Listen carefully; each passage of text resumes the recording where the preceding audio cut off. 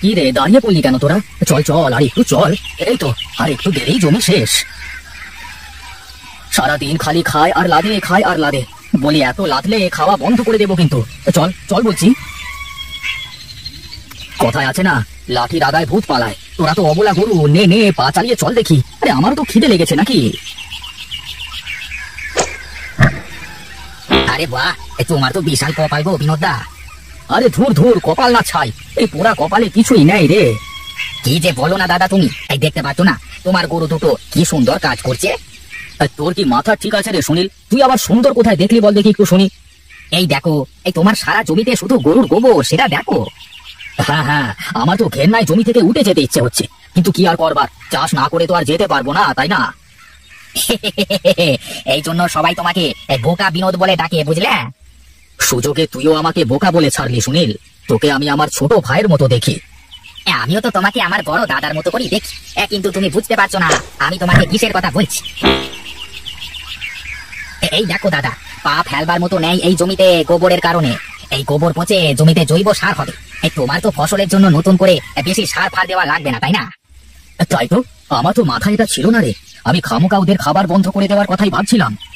দাদা, এই দুনিয়াতে এত বোকা হলে কি চলে বলো? একটু চালাক হওয়ার চেষ্টা করো। তোমার থেকে তোমার গরু দুটোই বেশি চালাক। তোমার কেমন উপকার করে যাচ্ছে। হ্যাঁ হ্যাঁ, ওদের বাড়িতে নিয়েছে, অনেক খেতে দিতে হবে। ঠিক আছে দাদা, তুমি কাজ শেষ করো, আমার বড্ড খিদে পেয়েছে। দেখি বাড়ি থেকে দুমুঠো খেয়ে আসি গে।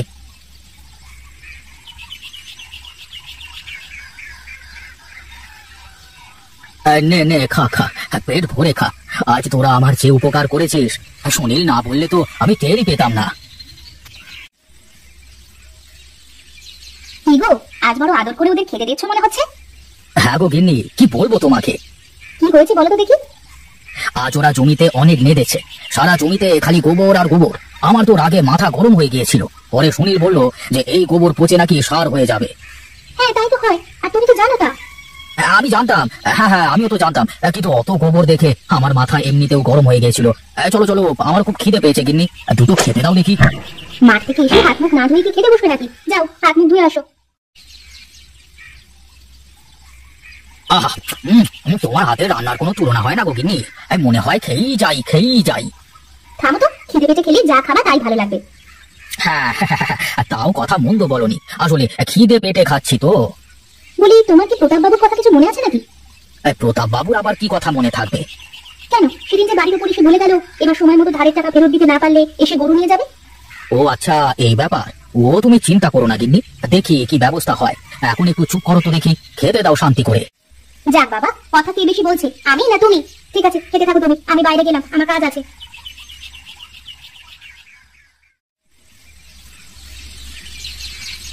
আরে বিনোদ যে, আয় আয়, তোর কথাই মনে মনে ভাবছিলাম রে। আমার কি সৌভাগ্য। তা কি জন্য আমার কথা ভাবছিলেন একটু যদি বলতেন বাবু? কেন, তোমার কি মনে নাই আজ কত তারিখ? আজ না তোমার ধারের সব টাকা ফেরত দেওয়ার কথা। ও আচ্ছা আচ্ছা, এই ব্যাপার। আমি তো টাকা নিয়ে এসেছি বাবু, এই নিন আপনার টাকা। এ কয় টাকা কেন, আর কোথায়? হ্যাঁ বাবু, এখানে অর্ধেক টাকা আছে, আর বাকি অর্ধেক টাকা এবারের ফসল তুলে তারপর দিয়ে দেব। আমি কোনো কথা শুনতে চাই না।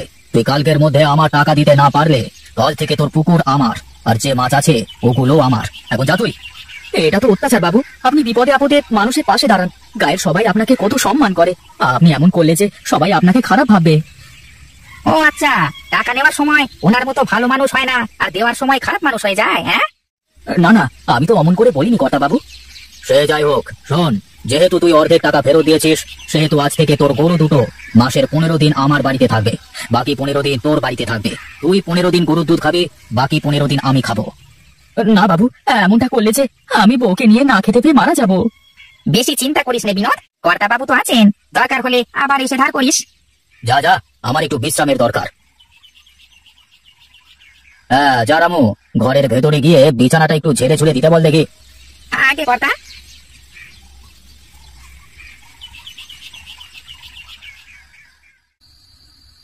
কি গো, ঘুমাবে না তুমি? ঘুমছে আসে না গিন্নি, কাল সকালে প্রতাপ বাবু আসবে গরু দুটোকে নিয়ে যেতে। ধারের অর্ধেক টাকা পরিশোধ করায় মাসের 15 দিন গরু দুটোকে ওনার বাড়িতে রেখে দিতে হবে। সে কি কথা, মগের মূল্য নাকি? তোমাকে বোকা পেয়ে সে যা বলবে তাই শুনতে হবে নাকি আমাদের? দেখো গিন্নি, ওদের সাথে পাল্লা দিয়ে পারা যাবে না, তাই তো ওরা যা বলবে তাই শুনতে হবে। কিন্তু ওই গরু দুটোর দুধ বিক্রি করে তো আমাদের সংসার চলে, এখন যদি যদি গরু দুটোই না থাকে তাহলে যে আমাদের না খেয়ে মরতে হবে। কি আর করবার বলো, তবে ওদের জন্য বড্ড মায়া হয় আমার। আচ্ছা তুমি এত বোকা কেন বলো তো? তুমি তো ওনাকে বলতে পারতে যে তুমি প্রতিদিন ওনাকে গিয়ে দুধ দিয়ে আসবে, তাহলে আমরা দুধ দুয়ে তাতে পানি মিশিয়ে দিয়ে আসতাম, টের পেতো না কিছুই। না না, মানুষের সাথে বেইমানি করা ঠিক না, আর আমি ওসব কাজ করতে পারবো না। বাহ, তারা তোমার সাথে জোর জুলুম করতেছে, তাতে কোনো কিছু হচ্ছে না, আর তুমি পারবে না? বাদ দাও তো গিন্নি, যে যেমন কর্ম করবে সে তেমন ফল পাবে। আমি যে কি কর্ম করেছিলাম যে তোমার মতো একটা অপদার্থ আমার স্বামী হলো? তুমি জানো বাড়ির লোকে তোমাকে সবসময় বোকা বিনোদ বলে ডাকে। আমাকে দেখে বলে, ওই দেখ যাচ্ছি বোকা বিনোদের বউ। তখন যে আমার কেমন লাগে। মানুষের কথায় কান দিতে নাই গিন্নি, এখন তুমি শুয়ে পড়ো তো, আমাকে ঘুমাতে দাও একটু।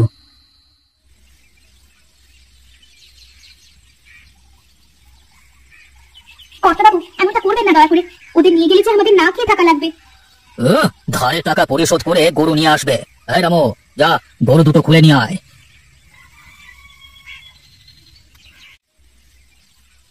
কি গো, তুমি চুপ করে দাঁড়িয়ে থাকবে? পুরো গরু দুটো নিয়ে গেল। যেতে দাও গিন্নি, যেতে দাও, টাকাটা দিয়েই গরু নিয়ে আসবো। চলো এখন ঘরে চলো।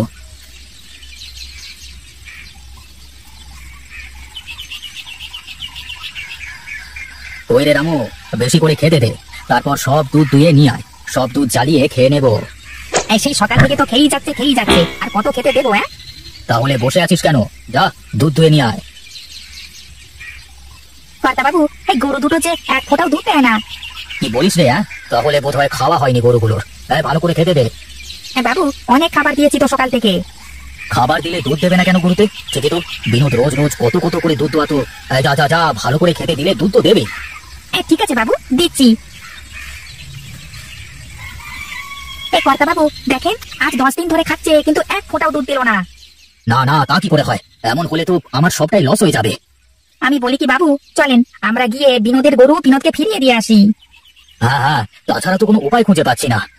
তাহলে চলেন আজই গিয়ে দিয়ে আসি, আর বলে আসি টাকা দিয়ে যাওয়ার কথা। না, আমি যাব না, তুই গিয়ে গরু দুটো দিয়ে আয়, আর বলে আয় যেদিন পারে সেদিন এসে যেন টাকাটা দিয়ে যায়।